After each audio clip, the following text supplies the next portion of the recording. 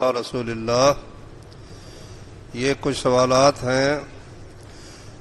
احرام باندھتے وقت پرفیوم یا عطر لگایا جا سکتا ہے؟ احرام پہنتے وقت حضرت عائشہ رضی اللہ عنہا کی صحیح حدیث ہے کہ میں نبی صلی اللہ علیہ وسلم کو احرام پہننے لگانے سے پہلے بہترین خوشبو لگایا کرتی تھی، بعد میں بھی اس کی چمک آپ کے بالوں میں نظر آتی رہتی تھی، لیکن کپڑے پر خوشبو لگانی یہ جائز نہیں۔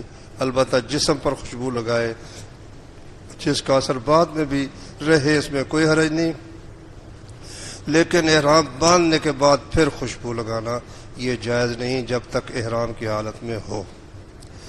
غسل جنابت کے بغیر بندہ کھانا کھا سکتا ہے یا پھر اذکار منہ میں پڑھ سکتا ہے؟ ہاں، پڑھ سکتا ہے۔ حدیث میں ہے صحیح بخاری میں، کان رسول اللہ صلی اللہ علیہ وسلم یذکر اللہ علی کل احیانہ، کہ نبی صلی اللہ علیہ وسلم اپنے تمام وقتوں میں اللہ کا ذکر کرتے تھے۔ اس لیے کوئی آدمی اگر جنابت کی حالت میں ذکر کر سکتا ہے۔ بہتر یہ ہے کہ استنجا کر لے اور وضو کر لے، اس کے بعد سو بھی سکتا ہے، کھانا بھی کھا سکتا ہے، عورت بچوں کو دودھ بھی پلا سکتی ہے، بازار میں بھی پھر سکتا ہے، اس میں کوئی حرج کی بات نہیں ہے۔ دوہری اذان کوئی بھی دی جا سکتی ہے یا کہ صرف فجر کی؟ مکے میں آپ کے مؤذن تھے ابو محذورہ، اور مدینہ میں آپ کے مؤذن تھے حضرت بلال رضی اللہ عنہ۔ مکے والا مؤذن، اس کو آپ نے دوہری اذان سکھائی تھی، وہ پانچوں اذانیں دوہری کہتے تھے، اور حضرت بلال رضی اللہ عنہ مدینہ منورہ میں پانچوں اذانیں اکہری کہتے تھے۔ اگر نماز کے آخر میں ایک طرف سلام پھیر دیا جائے تو کیا درست ہے؟ ہاں، ابو داود شریف میں حدیث ہے کہ ایک طرف سلام بھی پھیرا جا سکتا ہے۔ نماز جنازہ کی کون سی مسنون دعا ہے جو کہ پڑھ لے تو جنازہ ہو جاتا ہے؟ بعض لوگ کہتے ہیں کہ اتنی لمبی دعائیں ہمیں یاد نہیں ہوتی۔ ٹھیک ہے، جتنی دعا یاد ہوتی اتنی پڑھ لے، اللہ مغفر لحینا اتنی پڑھ لے تو یہ بھی کافی ہے، لیکن امام کو تو پڑھنے دونوں، تمہیں نہیں یاد تو تم آمین کہتے رہو۔ نکاح کے وقت دولہا سے قبول کروانا ایک دفعہ مسنون ہے یا کہ 3 دفعہ؟ 3 دفعہ کی کوئی حدیث میرے علم میں تو آئی نہیں کہ 3 دفعہ اس سے قبول کروایا گیا ہو۔ بس ایک دفعہ جب اس نے لوگوں کی موجودگی میں کہہ دیا کہ قبول ہے تو بس کافی ہے۔ بائیں ہاتھ کی انگلیوں میں تسبیح پڑھنا درست ہے؟ اگر نہیں تو اس کی وجہ کیا ہے؟ کہتے ہیں قیامت کے دن ہاتھ گواہی دیں گے۔ ہاں بھائی، سنن نبی داود میں حدیث ہے، فرمایا کہ نبی صلی اللہ علیہ وسلم تسبیحات دائیں ہاتھ سے گنا کرتے تھے۔ ابو داود میں ہے یا اور اس وقت مجھے اس کا حوالہ پکا یاد نہیں، حدیث بالکل صحیح ہے۔ کانا یعقد التسبیح بیمینہ، نبی صلی اللہ علیہ وسلم دائیں ہاتھ کے ساتھ تسبیحات گنا کرتے تھے۔ مسجد کی دیواروں پر اللہ کے نام یا پھر کوئی قرآنی آیت لکھوانا درست ہے؟ وضاحت فرمائیں۔ بھائی، میں نے ایک کتاب پڑھی ہے سعودی عرب کے بڑے بڑے جید علماء کے فتوے، اس کا نام ہے فتاوی القرآن الکریم، قرآن کریم کے فتاوی۔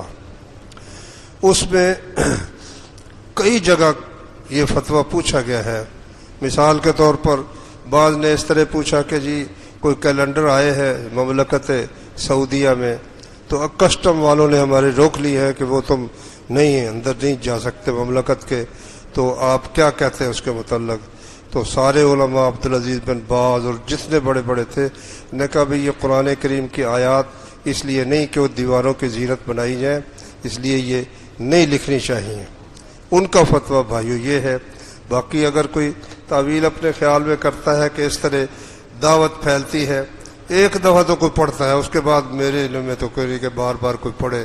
بعض اوقات ہوتا ہے مسجد میں رہنے والوں کو پتہ بھی نہیں ہوتا کچھ لکھا ہوا ہے، باہر سے آتا ہے وہ ایک دفعہ وہ اس کو دیکھتا ہے۔ تو اس لیے یہاں ہماری مسجد میں حاجی امین صاحب نے مجھے کہا کہ جی اب ہاں چوکٹے بنے ہوئے نا کہ آپ ہمیں آیات لکھ دیں، حدیثیں لکھ دیں جو ہم یہاں لگا دیں۔ میں نے کہا آپ نے ماننا تو ہے کوئی نہیں؟ کہتے نہیں ہم مانیں گے۔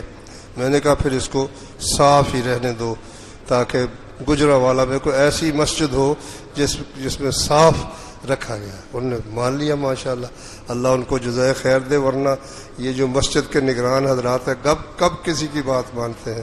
تو الحمدللہ ہماری مسجد میں، مسجد بلال میں بالکل صاف ہے، کوئی ایسی چیز لگی ہوئی نہیں ہے۔ سگریٹ پینے والا امامت کرا سکتا ہے؟